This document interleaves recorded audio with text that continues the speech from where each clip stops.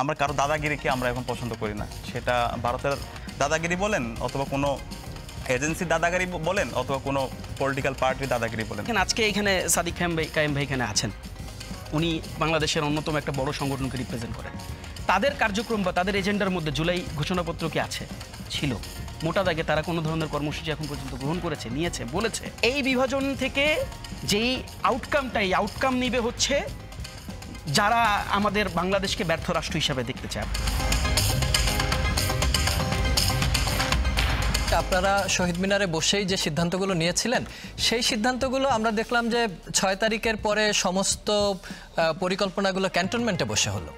আচ্ছা, একটা গণমানুষের আন্দোলন আপনারা যে শহীদ মিনারকে কেন্দ্র করে করেছিলেন, সেখান থেকে হলেই তো ভালো হতো, এখন তো তাই মনে হচ্ছে। তাহলে আপনারা যখন সেনাবাহিনীর সহায়তায়, অনেকটা তাই বলা যায়, যেহেতু ক্যান্টনমেন্টে বসে সিদ্ধান্তগুলো হয়েছে, সব রাজনৈতিক দল সেখানে গিয়েছে।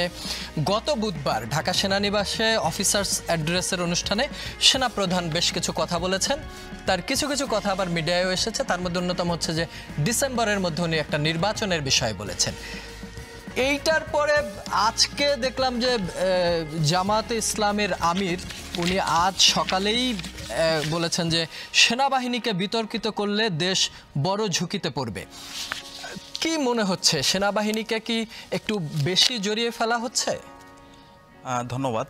দেখেন, জুলাই বিপ্লব যে হয়েছে, এটা কোনো সেনাবাহিনীর সাপোর্ট নিয়ে এদের স্বাধীন হওয়া অথবা ফরেন কোনো ফোর্সের কোনো অ্যাম্বাসির মাধ্যমে স্বাধীন হওয়া অথবা অন্য কোনো ফোর্সের মাধ্যমে নতুন বাংলাদেশ পাওয়া, এটা কিন্তু আমরা পাইনি। এদেশের ছাত্র জনতা 2000 আমাদের ভাই বোন জীবন দিয়েছে, 40,000 আমাদের ভাই বোন গাজী হয়েছে। তাদের আত্মত্যাগের মাধ্যমে আজকে আমরা নতুন বাংলাদেশ পেয়েছি। সুতরাং এই নতুন বাংলাদেশটা এটা ক্যান্টনমেন্ট থেকেও পরিচালিত হবে না অথবা কোনো অ্যাম্বাসি থেকেও পরিচালিত হবে না। আমাদের শহীদরা যে জন্য জীবন দিয়েছে, যে আকাঙ্ক্ষা লালন করেছে, সে আলোকেই এটা হচ্ছে আমাদের এই নতুন বাংলাদেশ পরিচালিত হবে। না, ক্যান্টনমেন্ট থেকে পরিচালিত হবে না, আমি একটু যুক্ত করি। ক্যান্টনমেন্ট থেকে পরিচালিত হবে না, কিন্তু এখন যে ইন্টারিমটা হলো সেটা তো ক্যান্টনমেন্টে বসেই সিদ্ধান্ত হলো। সেই জায়গাটাতে আপনাদের ভুল ছিল কিনা?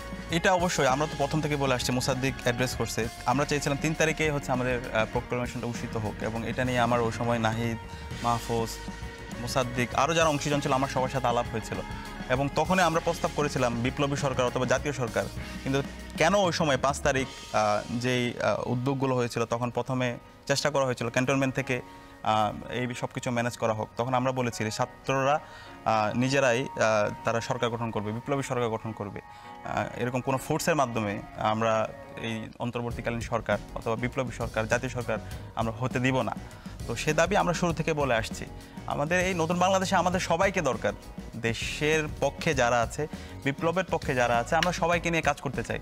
গত 16 বছরে জামাত আন্দোলন করেছে, বিএনপি আন্দোলন করেছে, কিন্তু আন্দোলনগুলো হয়েছে কিন্তু ঐক্য ছিল না এবং বারবার ব্যর্থ হয়েছে। তো এই জুলাইয়ের যে বিপ্লব হয়েছে, সেই বিপ্লবে সকল মানুষ তাদের পরিচয় ভুলে গিয়ে এক বিন্দুতে মিলিত হয়েছে। অবশ্যই এখানে সেনাবাহিনীর বিশাল সাপোর্ট ছিল, কিন্তু আমরা কারো দাদাগিরিকে আমরা এখন পছন্দ করি না। সেটা ভারতের দাদাগিরি বলেন অথবা কোনো এজেন্সির দাদাগিরি বলেন অথবা কোনো পলিটিক্যাল পার্টির দাদাগিরি বলেন। তো আমরা নতুন বাংলাদেশে এটা শুরু থেকে বলে আসছি, এই বিপ্লবের যে আকাঙ্ক্ষা, যে স্পিরিট, সেই স্পিরিটের আলোকে আমরা নতুন বাংলাদেশ নির্মাণ করতে চাই। এক্ষেত্রে আমাকে সবাইকে লাগবে। আমি যদি নতুন বাংলাদেশ নির্মাণ করতে চাই, ন্যাশন বিল্ডিংয়ের কাজ করতে চাই, এখানে যতগুলো স্টেক হোল্ডার আছে, সেই স্টেক হোল্ডার সবাইকে নিয়ে আমার কাজ করতে হবে, কিন্তু অবশ্যই এখানে চেক অ্যান্ড ব্যালেন্স লাগবে। তো একটা ম্যাচিওর অবস্থার দিকে আমরা আমাদের দেশটাকে নিয়ে যেতে চাই। আমরা এখানে বিভাজন করতে চাই না, কাদা ছোড়াছুড়ি করা। আপনি আমরা দেখান, পৃথিবীর এমন কোনো দেশ আছে যেখানে এক ভাই আরেক ভাইকে এরকম খুন করে? অন্যান্য দেশ যেখানে আমাদের পরে স্বাধীন হয়ে আজকে মালয়েশিয়া, সিঙ্গাপুর এবং আজকে যে দেশগুলো হচ্ছে যারা বিশ্বব্যাপী সায়েন্স টেকনোলজিতে নেতৃত্ব দিচ্ছে, তারা ন্যাশন বিল্ডিং নিয়ে প্রতিযোগিতা করতেছে, সায়েন্স টেকনোলজি নিয়ে প্রতিযোগিতা করছে। সেখানে আজকে 54 বছর পর আমরা ঐতিহাসিক একটা সুযোগ পেয়েছি।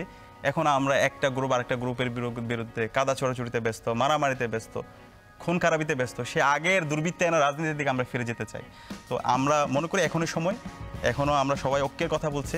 সুতরাং আমরা চাই না বিগত সময় যে ভুলগুলো হয়েছে, যে ভুলগুলোর কারণে হাসিনা গত 16 বছর আমাদেরকে শোষণ করেছিল, এই যে ডিভাইড অ্যান্ড রুল পলিসির মাধ্যমে, সেটা যেন আমরা এই জুলাই পরবর্তী বাংলাদেশের জন্য আমরা এই ভুলগুলো আর না করি, বরং সবাইকে একসাথে নিয়ে আমরা যেন ন্যায্যতার ভিত্তিতে আমাদের এই দেশটাকে আমরা সামনের দিকে এগিয়ে নিয়ে যাই। ধন্যবাদ সাদিক কায়েম। তাহসিন রিয়াজ, আপনার কাছে ফিরতে চাই। মোসাদ্দেক অনেকগুলো বিষয়ে দ্বিমত করেছে, দ্বিমত তো থাকবেই, এটা নিয়ে খুব বেশি বিষয় না, কিন্তু উনি আমার মনে হয় যে কথাটা বলতে চেয়েছেন, আপনারা যতক্ষণ পর্যন্ত আন্দোলনকারী ছিলেন, আমজনতা ছিলেন, কোনো রাজনৈতিক দলের প্ল্যাটফর্মে ছিলেন না, ততক্ষণ পর্যন্ত আমার মনে হয় যে কোনো বিষয় নিয়ে কোনো প্রবলেম নাই। কিন্তু আপনারা হয়তো এই দাবিও করছেন, যেহেতু আন্দোলনকারী ছিলেন তখন আপনারা প্রোক্লেমেশন নিয়ে কথা বলেছেন, কিন্তু এখন যখন আপনারা দলের প্রতিনিধি হয়ে কথা বলছেন এবং তখন আপনারা দাবি করছেন যে আমাদের দল থেকে এটা বলা হয়েছে, এই পয়েন্টটাই সম্ভবত মোসাদ্দেকের বিরোধিতা। আপনি যদি একটু ব্যাখ্যা করেন। আচ্ছা, এখানে মানে মোসাদ্দেক ভাই আমার খুব শ্রদ্ধার, মানে উনি আসলে পুরো ব্যাপারটা বুঝে উঠতে পারেননি। আমি যেটা বলেছি, আচ্ছা, আমি কিন্তু আসলে সাদিক কায়েম ভাইয়ের একটা রেফারেন্সকে কোট করেছিলাম। উনি যেটা বলেছিলেন যে just immediately after the revolution, 5 তারিখের পরেও কিভাবে করে এই প্রোক্লেমেশনটা ইনশোর করা যায় ওটা নিয়ে আলাপ আলোচনা হচ্ছিল। আমি ওইটাকে রেশিও ধরে বলছিলাম। তা আসলে আমি যদি ক্রেডিটই ক্লেম করতাম তাহলে তো ওই ঘটনাকে আমি অ্যাড্রেস করতাম না, ওই ঘটনাকে সামনে রাখার দরকারই ছিল না আমার। দেখুন, এটা আমি কেন মোটা দাগে বলেছি, মানে এটা পলিটিক্যাল পার্টি হিসাবে না। আপনি খেয়াল করবেন, যখন জাতীয় নাগরিক কমিটি ছিল তখন কিন্তু 31 ডিসেম্বর ঢাকায় আপনি দেখবেন যে খুবই বড় একটা পরিস্থিতি তখন তৈরি হয়েছিল। বিএনপির সাথে একদম মানে মোটা দাগে হচ্ছে একটা মুখোমুখি অবস্থান হয়েছিল, এবং বিএনপি ওই সময়টাতে খুবই স্পষ্টত বিরোধিতা করেছিল। তারা এই ধরনের কোনো প্রোক্লেমেশন চায় না, এবং 72 সংবিধানের মানে কতটুকু গুরুত্ব না এ ব্যাপারেও তারা খুব খোলামেলা মন্তব্য করেছিল। কিন্তু তো মানে জুলাই ঘোষণাপত্রের যে দাবিটা, এই দাবি তো প্রত্যেক বিপ্লবীদের দাবি।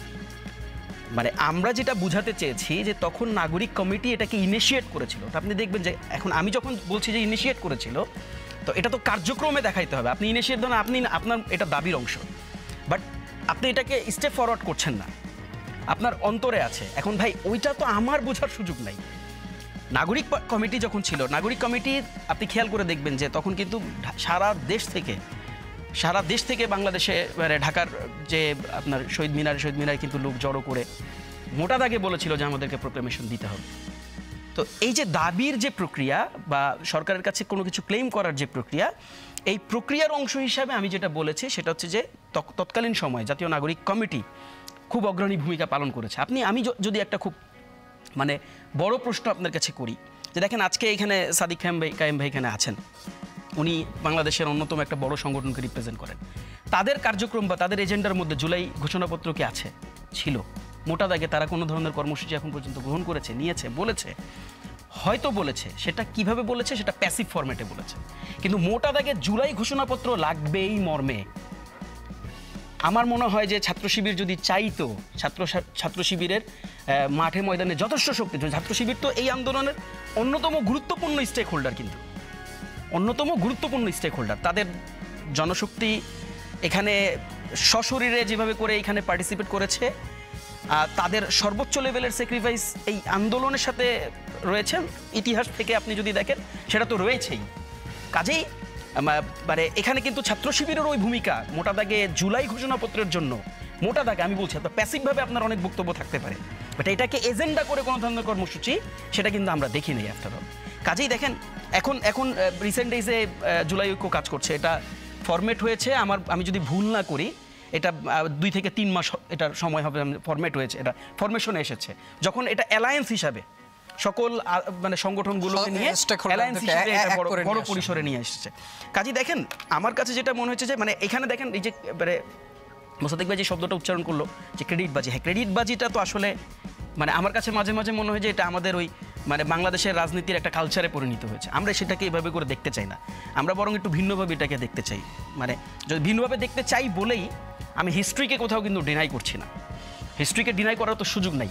কাজে দেখেন ঘোষণাপত্র নিয়ে আমাদের মোটা দাগের আলাপটা হচ্ছে এটা। আর আরেকটা ব্যাপার যেটা আমরা বারবার যেটা মানে আপনাদের আলোচনা, আমার সহবক্তা যারা আছেন তাদের আলোচনা উঠে এসেছে, যে এই যে মানে ন্যাশনাল ক্রাইসিসকে ডিল করার একমাত্র উপায়, আপনি হিস্ট্রি থেকে যদি আপনি নেন, একমাত্র উপায় হচ্ছে ইউনিফাইড রেসপন্স। আমাদের এই জিনিসটা এখন বোঝাটা খুব অনেক বেশি জরুরি। Without unification, without unified response আপনি জুলাই হারাবেন। মানে এটাতে যেটা হবে, আমরা দড়ি টানাটানি করতে পারবো, আমি আপনি আমরা অনেক ক্রেডিটবাজি করতে পারবো, আমি আপনি আমরা বিভাজন তৈরি করতে পারবো। এই বিভাজন থেকে যেই আউটকামটা, এই আউটকাম নিবে হচ্ছে যারা আমাদের বাংলাদেশকে ব্যর্থ রাষ্ট্র হিসাবে দেখতে চায়। আপনি দেখবেন যে মানে ঠিক কেমন করে আপনি দেখেন যে পুরো একটি রাষ্ট্র, আমি যদি দেখি যে যাদের সাথে আমরা সর্বোচ্চ বর্ডার শেয়ার করি, ভারত, মানে আমার মনে পড়ে যে বাংলাদেশের প্রখ্যাত একজন আলেম কিন্তু বলতেন মাঝে মাঝে, আপনি মনে থাকার কথা, যে আমাদেরও তো চারপাশে ভারত, এক পাশে হচ্ছে বঙ্গোপসাগর, আমাদের পালানোর জায়গা হচ্ছে বঙ্গোপসাগর। কাজে দেখেন আমরা কেন যেন আমরা ওই মোটা দাগে বড় ক্রাইসিসটা আমরা দেখতে চাই না। আমাদের অভ্যন্তরে রাজনীতি থাকবে, মতাদর্শিক ভাবনা থাকবে, মতাদর্শিক বিরোধিতা থাকবে, আমাদের মধ্যে পলিটিক্যাল ডিবেট থাকবে। ডেমোক্রেসির বিউটি তো ডিবেট। আজকে মোসাদ্দেক ভাইয়ের সাথে আমার ডিবেট হচ্ছে, সাদিক কায়েম ভাইয়ের সাথে আমার ডিবেট হচ্ছে, আমার নিজস্ব পলিসি, নিজস্ব ফরমেশন, নিজস্ব প্রসেস তার নিজস্ব প্রসেসের সাথে মিলবে না, এটাই তো স্বাভাবিক। নাহলে তো আমি তার সংগঠন করতাম, তো সে আমার সংগঠন করতো। এটা আমার অভ্যন্তরীণ কার্যক্রম, এটাকে আমি ক্রাইসিস হিসাবে দেখতে চাই না, এটাকে আমি মানে অনেক বেশি জটিল করে ভাবতে চাই না, দেখতে চাই না। এই বিরোধিতা করবে মানে এনসিপি তো তার ভাষায় কথা বলবে, এনসিপি তো নিশ্চয়ই বিএনপির ভাষা বা জামাত ইসলামের ভাষায় কথা বলবে না, তাহলে তো সেটা বিএনপি বা জামাতের লেসপেন্সার হয়ে গেল সে। কাজেই দেখেন মানে এই সব কিছুর বিপরীতে আমাদের যেই জায়গাটাতে এখন ফোকাস রাখা দরকার সেটি হচ্ছে যে আমরা যেন এটা ভুলে না যাই, আজকের যেই সন্ধিক্ষণে যেই মুহূর্তে আমরা উপনীত হয়েছি, এই মুহূর্ত কিন্তু বাংলাদেশের বিরুদ্ধে ষড়যন্ত্রের মুহূর্ত। কিন্তু আমরা যেন মোটা দাগে এটা না ভুলে যাই যে পুরো একটি রাষ্ট্রযন্ত্র, আমাদের পার্শ্ববর্তী দেশের রাষ্ট্রযন্ত্রের যতগুলো ইনস্টিটিউট আছে, ওই রাষ্ট্রযন্ত্রের যতগুলো ইনস্টিটিউট আছে, তাদের রাষ্ট্রপ্রধান থেকে শুরু করে তারা সবাই একযোগে এই বাংলাদেশকে ব্যর্থ করার একটা প্রচেষ্টা চালাচ্ছে। আমাদেরকে এটা খুঁজে বের করা দরকার, আজকের যে পরিস্থিতি তৈরি করা হয়েছে, এই পরিস্থিতি কিন্তু অ্যাডভান্টেজ জামাত ইসলামী শিবির পাবে না, এই পরিস্থিতি থেকে তো অ্যাডভান্টেজ জুলাই ঐক্য পাবে না, এই পরিস্থিতি থেকে তো কোনো ধরনের অ্যাডভান্টেজ এনসিপি বা জুলাইয়ের সাথে মানে সম্পৃক্ত তো কোনো সংগঠন পাবে না। তাহলে পাবে কে? এই মোটা দাগে আমাদের এই প্রশ্নটা আসলে করা উচিত।